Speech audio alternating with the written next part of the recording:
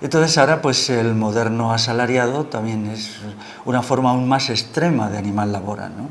Como te has dicho antes, es muy triste que a las niñas y niños se les eduque para venderse como mercancías y no para ser seres humanos, ¿no? Se les educa para ir al mercado de trabajo y conseguir el máximo de dinero por sus habilidades. Yo entiendo que esto es catastrófico y se sitúa dentro de lo que yo en algún libro mío llamo la destrucción de la esencia concreta humana. No, la condición humana está siendo sustituida por la cualidad de la habilidad para producir, que teniendo en cuenta que cada día los trabajos son más limitados, más repetitivos, en su mayoría pues el ser humano que se crea para la producción pues es un ser más limitado. El ser humano de la ruralidad tenía que saber estar en todos los aspectos de la vida, ¿no? Desde saber estar en un parto, tanto ella como él, también hasta enterrar a sus muertos, ¿no?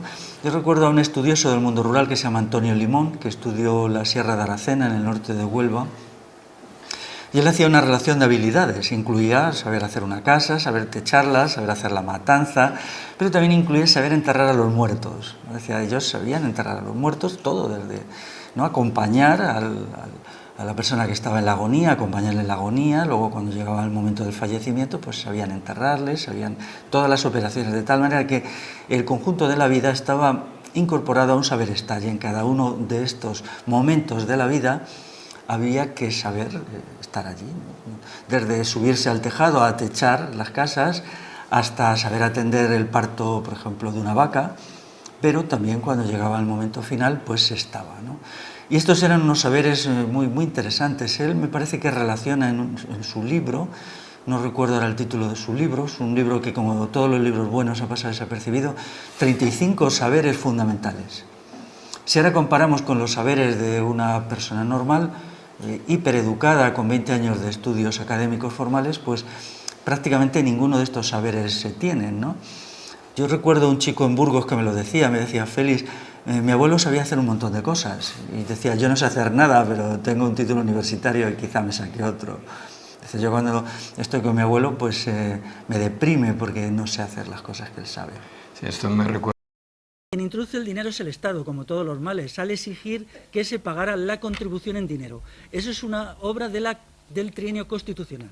La primera vez que se exige que todos los tributos al Estado se paguen en dinero es obra de la modernidad. O sea, ellos dicen, tenéis que pagarnos todo en dinero, porque antes se pagaba el diezmo, ¿no? Entonces, el diezmo era mucho menos gravoso para el campesinado que lo que era el pago en dinero, porque era el 10% de lo que recogías, mientras que el pago, la contribución en dinero era una cantidad fija. En los años malos que venían las cosas mal dadas, te sentías ahogado, mientras que el otro siempre era el 10% de poco o mucho, si era la cosecha escasa, tal. La época de hambre del campesinado la crea la Revolución Liberal. En el siglo XVIII no hay hambre entre el campesinado. Se vive bien, es una sociedad, claro, no tenían los niveles de hiperconsumo repugnante que tenemos nosotros. El momento clave de una sociedad campesina miserable es a partir de la derrota del campesinado en la Primera Guerra Carlista.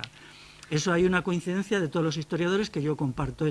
La guerra acaba en 1840, entonces hay un periodo de hambre que empieza en 1840 y acaba aproximadamente en el siglo o incluso en algunas zonas en la Guerra Civil. Y viene ocasionado por los altísimos impuestos que se exige al campesinado. Impuestos que pueden ser de hasta el 40 y el 50% de la cosecha, ¿no?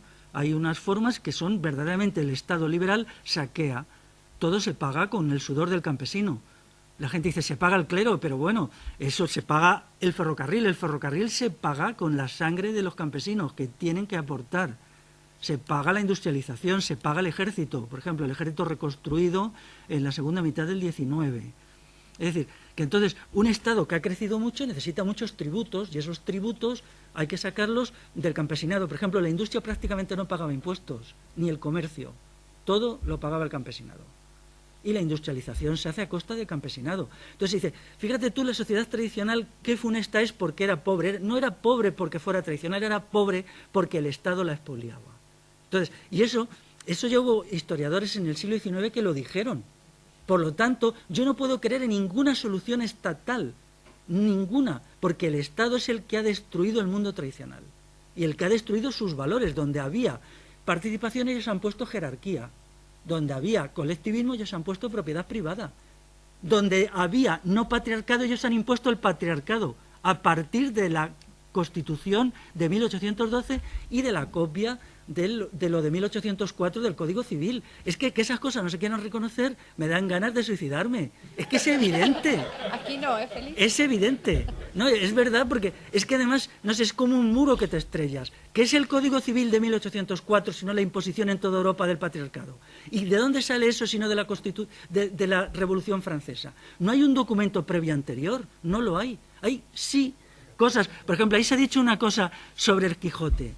Bueno, sobre el Quijote habría mucho que decir, pero se refiere a las clases altas, no a las clases populares. Yo no estoy hablando de las clases altas se guiaban por la legislación no consuetudinaria. La legislación consuetudinaria, la sociedad dual tenía una doble legislación. Las clases altas se guiaban por el derecho romano y las clases populares por los usos y costumbres. O sea, era una sociedad dual, no como ahora que está homogenizada desde arriba. Entonces, todas estas cuestiones hay que entenderlas porque...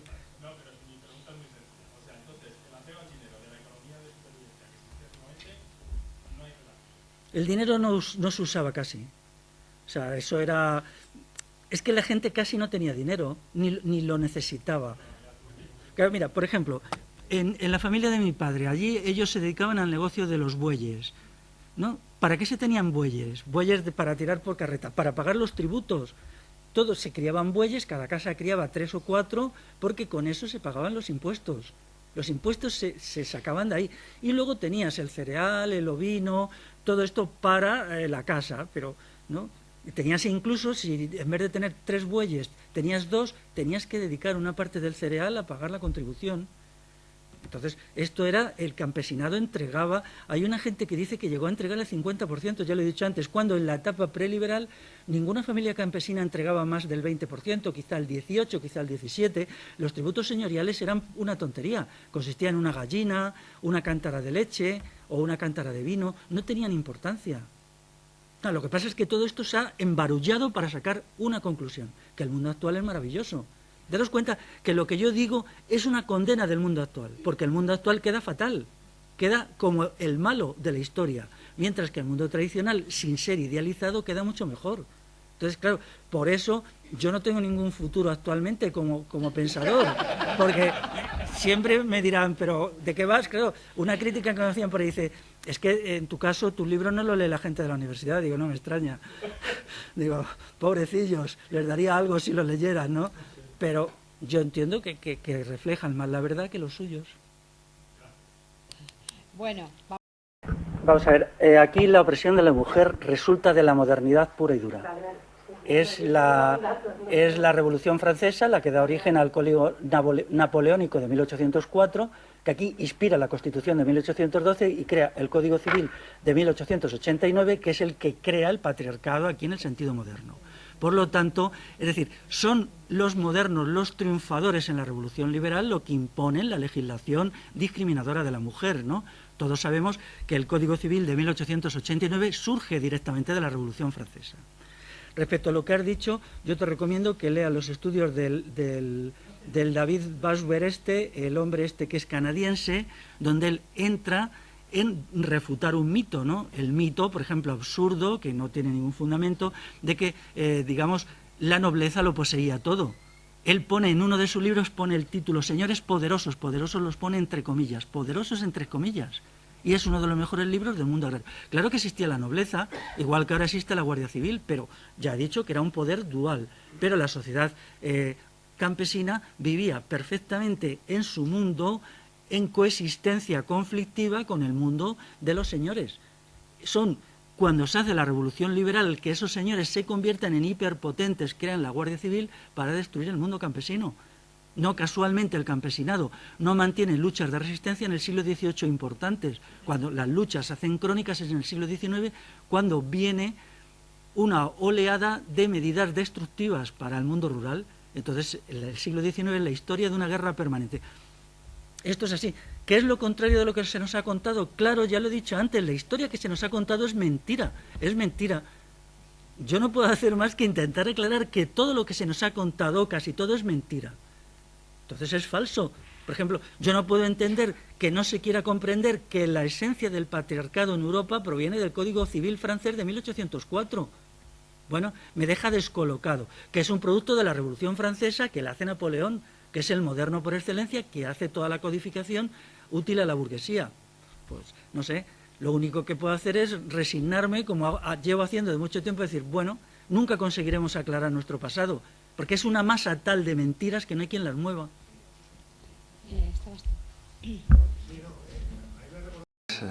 Definidas y le preparaba para cada momento, ¿no? O sea, entonces, ahora las sociedades urbanas contemporáneas hurtan la muerte. La muerte está excluida, todo lo relacionado con la muerte se considera que debe quedarse como detrás de un biombo. Es algo además triste, negativo, que no hay forma de poder abordar. Claro, incluso las etapas previas a la muerte, como la vejez, hay un juvenilismo que ha decaído un poquito, que prima un momento de la vida, precisamente porque es el más productivo. En realidad no es así, ¿no? Porque bueno, la ancianidad en las sociedades tradicionales se valoraba por la experiencia acumulada. Pero como la experiencia ya no la acumula el sujeto, la acumulan los expertos, pues entonces hay una desvalorización de la vejez porque no se necesita la sabiduría, ¿no? En realidad no se necesita ninguna sabiduría. Los trabajos son tan elementales, tan rudimentarios, que no, más bien requieren un sujeto torpe y estólido más que un sujeto capaz, ¿no? Esto es lo que trata Braverman en su libro, ¿no? Cómo el trabajo se ha ido degradando hasta hacerse un trabajo casi para, no casi, para subhumanos. Él introduce una entrevista, me recuerdo, con unos trabajadores de la industria química de Estados Unidos en los años 70 que se lo dicen abiertamente. Lo que nosotros hacemos es tan simple y tan monótono que no necesitamos ser seres humanos para hacer este trabajo. Pero considerando que estamos aquí 8 o 10 horas diarias, pues lo que resulta es un proceso al revés. Este trabajo tan degradado hace que dejemos de ser seres humanos. Que es la gran conclusión a que llega Braverman. Pero os diré algunas cosas interesantes. Esa revolución de la Alta Edad Media hispana es la primera vez en la historia, desde lo conocemos, que acaba con la esclavitud. Acaba con la esclavitud. Eso es muy importante. Ahí tenéis la Carta Puebla de Cardona, que no está muy lejos de aquí, que lo explica. O sea que cuando tengáis tiempo, del siglo IX, leed la Carta Puebla de Cardona. La revolución de la Alta Edad Media crea lo que es Cataluña. Antes no existía Cataluña, la crea una comunidad humana nueva, crea Castilla. Yo soy castellano, Castilla, por primera vez aparece la palabra Castilla en un documento del año 800, es decir, del siglo IX. Bueno, a lo mejor si es del año 800 sería todavía del siglo VIII. Bueno, da igual, ¿no?